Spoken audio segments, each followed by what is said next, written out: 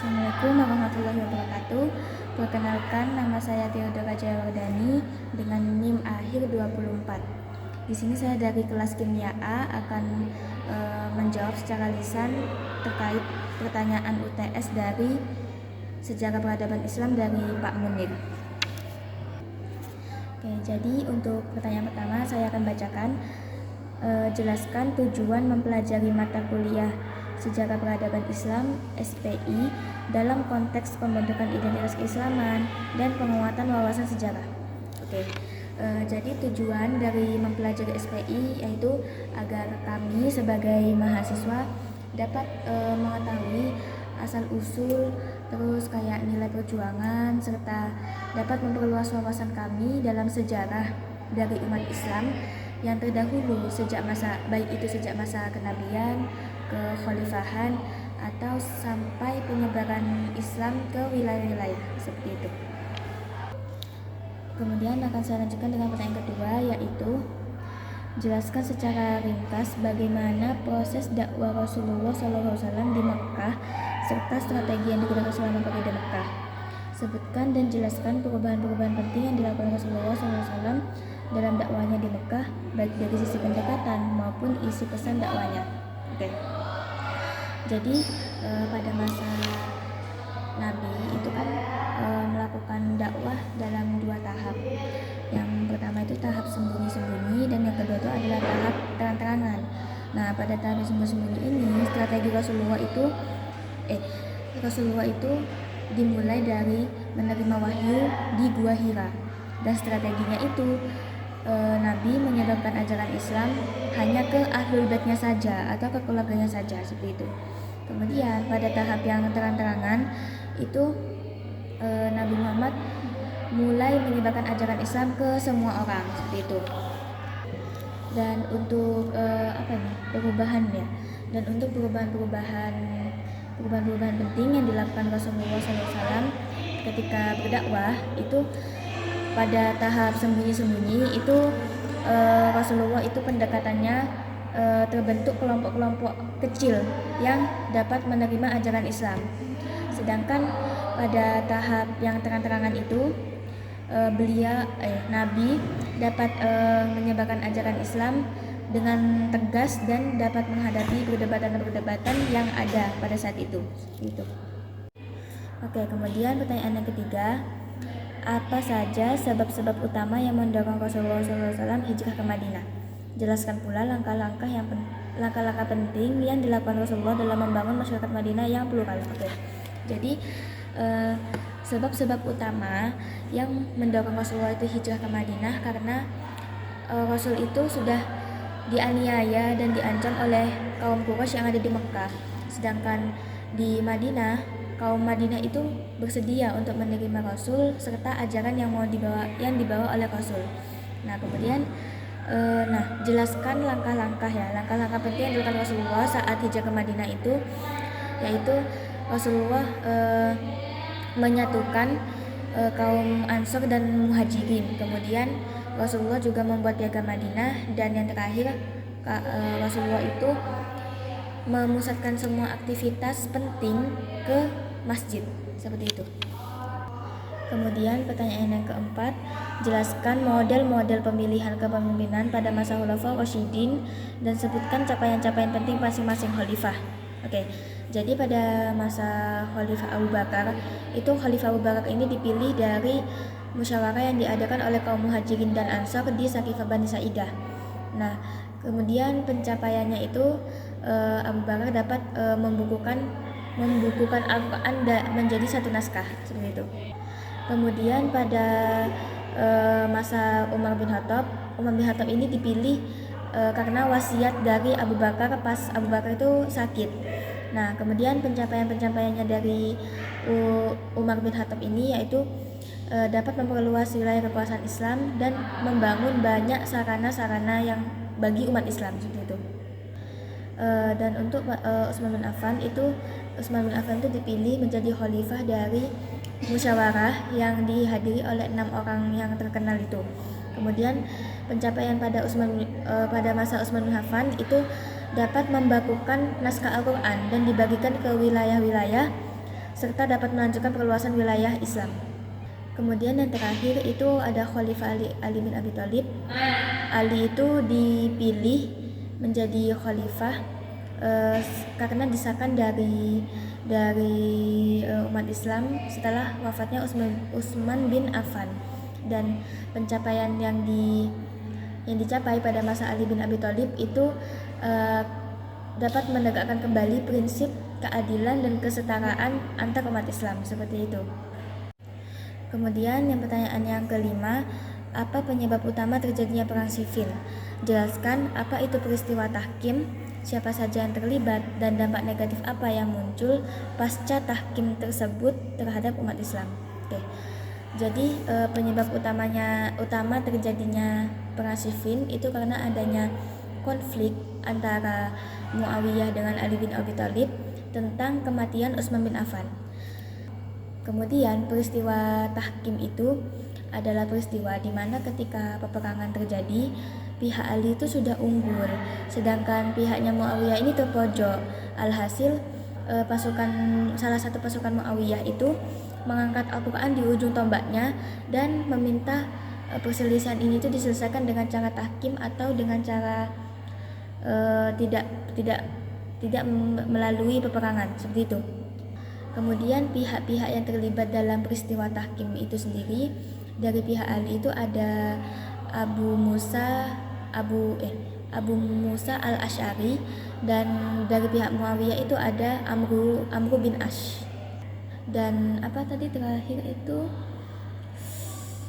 dan dampak negatif dari peristiwa tahkim itu munculnya kelompok Khawarij yang sangat benci terhadap Ali serta pengikutnya. Dan karena munculnya kelompok Khawarij itu, akhirnya perpecahan antar umat Islam itu semakin dalam, seperti itu. Kemudian yang pertanyaan yang keenam, jelaskan sebab-sebab munculnya Khalifah Bani Umayyah dan siapa raja pertamanya. Sebutkan 3 perbedaan pokok sistem pemerintahan Bani Umayyah dengan masa Khulafaur Rasyidin. Oke. Sebab-sebab munculnya Khalifah Bani Umayyah itu karena adanya perselisihan antara pihak Ali dan pihak Muawiyah yang masih belum selesai pada saat itu. Nah, salah satunya yaitu ketika Yazid bin Muawiyah alias putranya itu mau menjadi khalifah selanjutnya setelah Muawiyah. Nah, kan mau dibaiat menjadi khalifah, tetapi Husain itu tidak mau membaiat si Yazid ini karena menganggap Yazid itu kurang layak lah menjadi seorang khalifah. Akhirnya karena penolakan itu Husain itu dibantai sama Yazid dan para pengikutnya di Karbala, sehingga tragedi ini tuh dinamakan tragedi Karbala. Kemudian raja pertama dari Bani Umayyah ini adalah Muawiyah bin Abi Sufyan. Kemudian perbedaan sistem pemerintahan Bani Umayyah dengan masa Khulafaur Rasyidin. Nah, jadi pada masa Bani Umayyah ini sistem pemerintahannya itu secara turun-temurun, sedangkan kalau pada masa Khulafaur Rasyidin itu sistem pemerintahannya dilakukan secara musyawarah, seperti itu. Oke, kemudian soal yang nomor 7, pada masa pemerintahan siapa Khalifah Bani Umayyah mencapai masa keemasannya? Sebutkan minimal 3 capaian penting dalam bidang politik, administrasi, dan ekspansi wilayah. Oke. Jadi Bani Umayyah itu mencapai kejayaannya atau masa keemasannya itu pada masa Al-Walid bin Abdul Malik.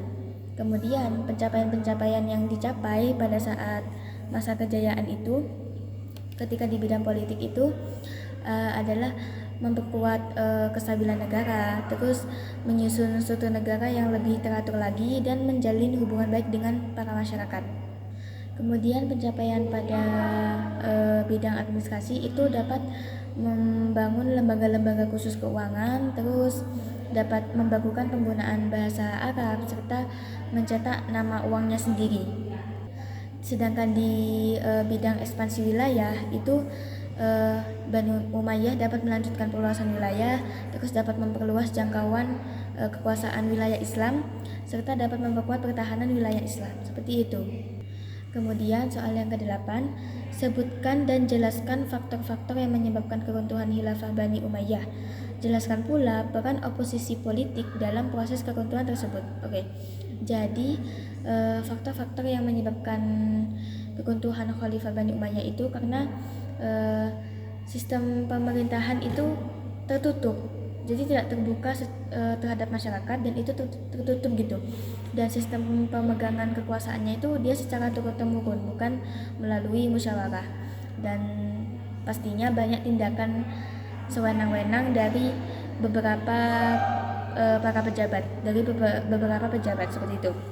Kemudian peran oposisi politik dalam proses keruntuhannya Bani Umayyah ini yaitu dapat menyatukan kelompok yang tidak puas terhadap pemerintahan Bani Umayyah dan dapat menggerakkan perlawanan serta pemberontakan dari kelompok yang tidak puas itu, seperti itu. Kemudian pertanyaan yang ke-9, jelaskan sebab-sebab lahirnya khilafah Bani Abbasiyah. Siapa khalifah pertamanya, dan sebutkan capaian-capaian penting yang diperoleh Bani Abbasiyah dalam bidang ilmu pengetahuan, ekonomi, dan kebudayaan. Apa saja sebab-sebab keruntuhannya? Oke.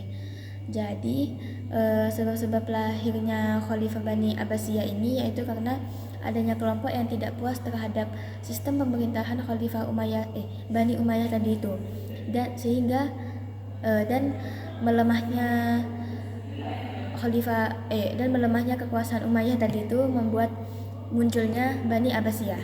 Kemudian pemimpin pertamanya Bani Abbasiyah ini yaitu Abu al-Abbas Abdullah bin Muhammad.